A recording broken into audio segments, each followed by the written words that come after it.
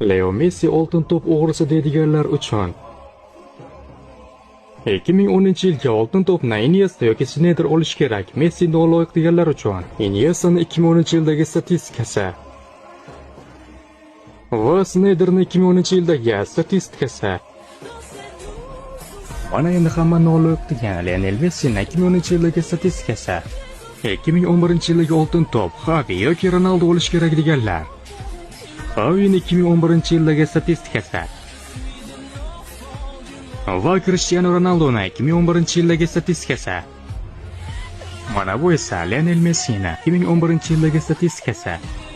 2021-yil yana o'sha gap, Lewandowskidan to'pni olib qo'yishdi deyishdi. Robert Lewandowskining 2021-yildagi statistikasi va Lionel Messining 2021-yildagi statistikasi. 2023-yilgi oltin to'p marosimi